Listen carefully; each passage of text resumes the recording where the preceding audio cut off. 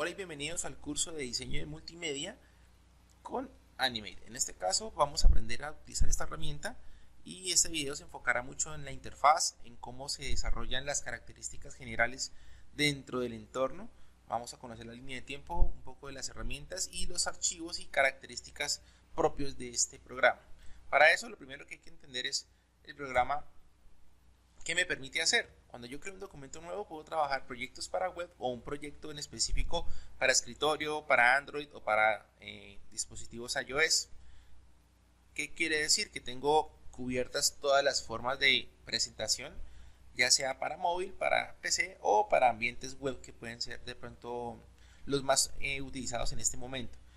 Hay un inconveniente con esos dos y es que muchas de las características que vamos a aprender en este video en HTML5 y WebGL no se pueden implementar al 100%, por lo cual siempre se recomienda trabajar proyectos en ActionScript 3, los cuales después se podrían traspasar o se podrían convertir a formatos compatibles en HTML5. Es una de las características que sí me gusta comentar. Otra que me gusta comentar es las capacidades respecto a los programas que yo voy a desarrollar acá. Yo puedo desarrollar aplicaciones para iOS, para Android, para PC, pero debo tener un cuidado particular en no confundir que puedo hacer un Facebook o puedo hacer un Instagram utilizando esta herramienta, dado que tiene un enfoque muy particular a videojuegos y multimedia, para infografía animada y para características muy de este estilo, y no para de pronto aplicaciones que consumen mucha información de bases de datos, que se conectan a servicios web, que de pronto están sirviendo a una plataforma mucho más robusta a lo que de pronto yo puedo hacer acá, que es algo más sencillo y algo más específico para un usuario que busca una experiencia rica en contenido visual. Una vez aclarado esto, pues podemos empezar. Lo primero es entender aquí cuáles son las unidades. Se prefiere trabajar en píxeles porque es más fácil, por un lado, aunque si ustedes trabajan de pronto ya o bien desde el punto de trabajo de diseño hacia la impresión, también se cuenta con pulgadas, con centímetros y con milímetros. Pero pues en el caso específico para crear multimedia siempre se recomienda trabajar en píxeles. Otro aspecto a definir aquí son los fotogramas. De pronto si no han tenido experiencia con herramientas como After Effects o Premiere o cualquier otra muy parecida, contamos con una línea de tiempo en la cual vamos a poder trabajar los fotogramas. En este caso, los fotogramas indican la fluidez de las animaciones que yo voy a hacer en mi interfase. Entonces, por ahora le voy a dejar 25, puedo darle el número que quiera, entre más, mejor. Pero pues hay que tener mucho cuidado entre, si yo le subo la cantidad de fotogramas a mi animación, va a quedar más fluida, pero puede que pese más. Entonces hay que jugar mucho con eso. Pues inicialmente se recomienda trabajar sobre esta base de 25. Aceptamos y pues nada, aquí empezamos ya con la interfaz, es muy sencilla. La interfase yo la puedo adaptar dependiendo de mis necesidades, puedo ajustar a la ventana, puedo trabajar con los porcentajes, en fin, no hay mucho tema en ese aspecto. Lo que sí me interesa es explicar estos dos paneles en particular, el de propiedades y el de la biblioteca. En los paneles de propiedades se encuentran más que todos los elementos generales a lo que yo estoy trabajando en mi escenario. Como no hay nada en este momento, me salen las propiedades del escenario en específico. Como les decía, los fotogramas los puedo modificar, el color, los tamaños del escenario, puedo trabajar inclusive o configurar hacia qué medio voy a exportar. Ejemplo, si yo voy a trabajar dentro de mi panel de herramientas, una vez lo presento, básicamente es muy similar a todos los paneles que hemos trabajado en herramientas de diseño. Yo tengo el rectángulo, tengo de pronto la opción para construir curvas, tengo lo mismo para trabajar tipografías. No hay inconvenientes en cuanto a uno y el otro. Pero si se fijan, cada vez que yo voy construyendo cosas, en la barra de propiedades salen características muy particulares. Caso puntual, en el texto. Miren que tiene una gran variedad de elementos y de modificaciones que se le pueden hacer. Entre ellas hay unas que sí me gustaría enfocarme y es en el tipo de elemento de texto que voy a trabajar. Para eso, texto estático, fíjense. Si yo despliego acá, me sale estático, quiere decir que el texto solamente se va a utilizar para mostrar datos, para mostrar información. En cambio, el texto dinámico me va a funcionar, claro, para mostrar información, pero ya de pronto amarrada a eventos del usuario, que si dio un clic, que si el usuario mostró algo, que si algo está habilitado, si de pronto estoy haciendo una operación y quiero mostrar el resultado de esa operación. Todo eso se puede hacer acá, cuando trabajo con texto dinámico. Algo importante es arriba, que aparece una caja llamada nombre de instancia. Básicamente es el nombre con el cual yo voy a identificar cada uno de los elementos que se encuentran en mi animación, de que yo no quiera recibir datos, sino al contrario, ingresar datos. Fíjense que está la herramienta o la opción de introducción de texto. La introducción de texto me permite básicamente darle un comportamiento de caja. Fíjense que si yo habilito aquí caja negra, le doy un comportamiento específico a mi interfase. Para ver esto cómo funciona, control enter. Con control enter básicamente me doy cuenta cómo va a verse esta animación al momento en que yo la esté trabajando.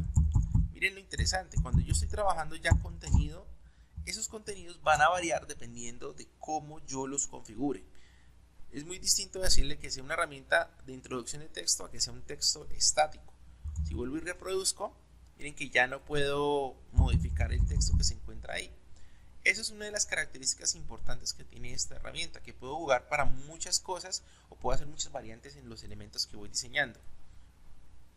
Lo mismo con los vectores, puedo trabajar propiedades, rellenos, puedo trabajar anchos, escalas, etcétera, etcétera. También para las curvas puedo definirle algunas características en sus trazos. Pero no son los únicos elementos que puedo trabajar aquí dentro de la herramienta, puedo trabajar muchos otros, como son el caso del audio, puedo trabajar video y puedo trabajar formatos de imágenes y vectores traídos desde otros programas. Caso puntual, desde Illustrator, desde Photoshop, puedo traer ya los archivos en nativo. ¿Qué quiere decir en nativo? En archivo PSD, en archivo Illustrator.ai. La forma más conveniente para importarlos es por la opción de importar, y cuando yo importo los archivos, fíjense que pues conforme yo los voy importando en la sección de biblioteca se van a ir agrupando. Importante tener algo presente: cada vez que yo voy agregando más y más archivos de tipos distintos, lo mejor es empezar a organizarlos, porque van a aparecer una lista enorme aquí de componentes, y lo mejor es trabajar desde un principio siempre organizados. Para eso siempre se recomienda trabajar con carpetas. La carpeta básicamente, ¿para qué me sirve? Me permite identificar y agrupar los elementos. Si yo voy a trabajar muchas imágenes, creo una carpeta imágenes. Si voy a trabajar de pronto videos complementarios, o voy a trabajar animaciones en específico, pues lo mejor es crear carpetas e ir agrupando cada uno de los elementos. Puedo ir desplegando y replegando de acuerdo a lo que necesite. Si yo, por ejemplo, necesito esta imagen para mi diseño, la importo simplemente con arrastrar, y fíjense que en las propiedades ya me salen las características específicas de este. Si yo los quiero modificar o les quiero hacer algunos cambios, puedo dar clic derecho y editarlo con el programa que tenga instalado. Yo tengo un gusto particular con Fireworks, aunque pues obviamente sé que en el 2018 no se utiliza mucho este programa, pero pues igual ustedes podrían cambiar, ya sea con Illustrator, o pueden trabajar directamente con Photoshop. Va a haber pues una compatibilidad al 100%. En cuanto a cómo se guarda el archivo, simplemente vamos a la opción de archivo, guardar como, y yo puedo darle el nombre que necesite a mi animación, ¿sí? Yo le voy a dar el nombre, pero fíjense que tiene una extensión que es .fla. El fla impide simplemente que nosotros que es retrocompatible. Lo importante es eso, entender para qué me sirve o qué elementos puedo yo generar con la herramienta. Si me voy aquí a la opción de exportar, puedo simplemente exportar una imagen, puedo exportar una película, puedo exportar un video y un GIF animado. Hay una variación que es la posibilidad de exportarlo como aplicación móvil. Aquí en esta sección voy a hacer una pequeña introducción en cómo se transforman, en cómo funcionan dentro de la interfase. Empiezo con los vectores, que en este caso es este vector. Tiene una característica particular, y todos los vectores de por sí tienen unas características muy particulares que yo los puedo segmentar y van a comportarse como vectores orgánicos. ¿Qué es un vector orgánico? De pronto esto no se utiliza mucho en Illustrator y en Photoshop, pero aquí se utiliza bastante. Es la capacidad de poder transformar independientemente cada una de las secciones y tramos de mis vectores de manera muy orgánica. Él tiene una estructura muy intuitiva que define desde los ángulos hasta los segmentos. Si yo trabajo los ángulos directamente, miren que el cursor del mouse cambia y el puntero me permite arrastrar desde los ángulos que estoy desarrollando mi forma. Y si quiero trabajar con segmentos, pues simplemente me acerco a ellos y fíjense que ya los puedo transformar de una forma bastante orgánica. ¿Qué características adicionales tengo? Que yo puedo tanto hacer disecciones como también puedo modificar tramos. Digamos, yo quiero modificar esta parte, puedo seleccionar solamente esa sección y escalarla de acuerdo a mis necesidades. Que si quiero de pronto añadir una parte, es muy sencillo. Puedo seleccionar un tramo y simplemente con ubicarlo en la sección que necesito, ya él me construye un solo elemento. Entonces fíjense que es bastante interesante el trabajo con este tipo de vectores, porque pues se agradecen mucho, sobre todo en el proceso de crear animaciones, y de por sí mucha gente que se dedica a crear animación de personajes y en general de contenido para 2D, pues son bastante inclinados a utilizar este tipo de herramientas. En cuanto a la construcción de curvas, es bastante sencillo. Yo puedo construir formas, ¿sí?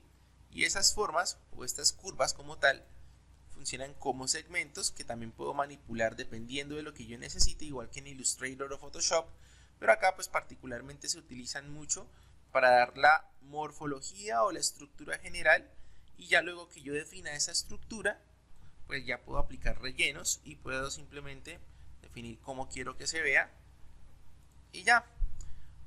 Son elementos completamente distintos. No es lo mismo tener un relleno a tener de pronto un contorno. Fíjense que el contorno tan solo me genera el parámetro de cómo se va a realizar ese relleno, si quisiera hacer ese relleno en el caso puntual. En el caso específico de las imágenes no puedo hacer esas transformaciones. Ya para esto pues recomiendo principalmente trabajar con Photoshop o con herramientas de edición de imágenes.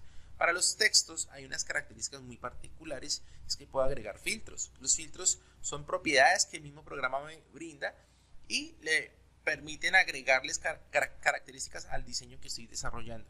Puedo aplicar sombras, desenfoques, iluminados, biseles, entre varias. En el caso específico de esta forma, para seleccionarla es bastante sencillo. Cuando doy clic, selecciono un solo elemento. Y cuando doy doble clic, selecciono tanto el relleno como el contorno. Esto sucede exclusivamente con los vectores que construyo dentro de Animate. Para agruparlo, puedo dar clic derecho y agruparlo. En este caso, la agrupación se puede hacer a través de un concepto que se llama símbolo. Si ustedes se fijan acá, en la opción inferior dice convertir en símbolo. Si yo le doy convertir en símbolo o simplemente le doy F8, la tecla F8, me permite convertirlo en una agrupación que dependiendo de mi uso pues va a tener una u otra característica. Si es clip de película, o es un botón, o es un gráfico compuesto. Mi recomendación es, si va a hacer animaciones con este objeto, siempre conviértalo en clip de película. Si por el contrario va a ser un objeto para interactuar, o sea, que el usuario le dé clic, como es en el caso de un botón, pues es mejor darle el comportamiento de botón. Y el gráfico, pues la verdad, es para cosas muy puntuales que no se utilizan en la mayoría de veces. Por ahora le vamos a dar clic de película y vamos a darle el nombre al objeto, como ustedes quieran llamarlo. Importante, siempre cuando nombren objetos, no utilicen caracteres extraños, símbolos de admiración, ni de pronto dejar espacios. Se recomienda siempre nombres sencillos. Es indispensable para poder identificarlos dentro de mi multimedia. Miren que una vez le doy el nombre, en la sección de propiedades puedo darle aquí en la caja de instancia un nombre, la instancia del objeto, y otra es la instancia lógica, ¿sí? Esta instancia lógica es la forma en que yo pues le doy un nombre. ¿Cuál es mi recomendación? Que siempre le dé el mismo nombre al que tiene el objeto acá. Y con eso fíjense que ya está completamente agrupado. Miren que ya no puedo escogerlo y editarlo de una forma particular, sino debo ingresar a él. Para eso le doy doble clic. Y ya cuando le doy doble clic en la sección izquierda superior, fíjense que se encuentra dentro del símbolo forma. Y acá ya puedo volver a transformarlo sin de pronto tener inconvenientes con manipular o tocar otros objetos que no pertenecen a mi composición. Si quiero volver a el escenario, simplemente doy clic o doy escape o clic por fuera y ya funciona. El vector que ya está como un símbolo, fíjense que ya le salen muchas más propiedades en comparación a como le salían antes. Antes estaba así, recuerden. ¿Sí ven? Hay muy pocas características que puedo modificar, pero cuando ya lo convierto en un símbolo, le puedo agregar características como de pronto efectos de sombra o no sé, muchas otras variaciones que tienen los filtros. La idea no es explorar todos, pero sí tener presente al menos que esto le va a dar algunas características muy particulares a lo que yo estoy desarrollando. La pregunta que normalmente surge es si estos elementos, la verdad es que yo puedo aplicarlo a cualquier tipo de símbolo que yo estoy desarrollando. Caso puntual, la imagen. La imagen viene de afuera, pero si yo la convierto en símbolo, le llamo, por ejemplo, Homero, y a Homerito, entonces le vamos a dar unas características. Fíjense que al volverlo ya un clip de película, le puedo aplicar las mismas cosas. Por ejemplo, puedo aplicar de pronto bisel, entre otras. La idea no es ponernos a revisar una por una, sino entender que al convertirse en símbolo le puedo dar algunas características adicionales a mi elemento. Características muy importantes, como de pronto es la transformación en 3D. Fíjense que aquí en la sección de herramienta de rotación 3D, al objeto al convertirlo en un símbolo se me hace mucho más fácil su manipulación tridimensional. Como se dan cuenta, no es solamente una herramienta para trabajar 2D, sino también puedo trabajar hasta cierto punto movimientos y características de rotación en los tres ejes. ¿Qué otro tema importante? Saber un poco de cómo yo puedo aplicar rellenos o cómo aplicar las formas. Puntualmente, digamos, yo tengo este vector, quiero a ese vector aplicarle algún relleno. Los rellenos son bastante sencillos. Aquí en la tabla de colores puedo simplemente, en la paleta de colores puedo aplicar cualquier tipo de configuración, ¿sí? Tanto en su contorno como en su relleno. Entonces, por ejemplo, yo configuro la imagen y vean que ya la imagen al aplicarla como relleno me está cubriendo el vector. Que si yo el vector le doy una transformación en específico, vean que el componente que se encuentra adentro, o sea, su relleno, también se manipula. Acá en la opción de herramienta de transformación de degradado, también puedo de pronto jugar un poquito con la transformación del objeto, si quisiera hacer un mosaico, si quisiera de pronto jugar con algunas características. Fíjense que es bastante sencillo de trabajar. Y ya, eso es todo. Entonces, pues nada, vamos a ver en los otros cursos o en los otros videos cómo crear ya directamente animaciones, cómo generar con todo esto que vimos en este video contenido interactivo. Espero que les haya parecido fácil la herramienta. Trataré de ser regular con este curso y subir todos los videos en un tiempo corto. Pues no es más, muchas gracias.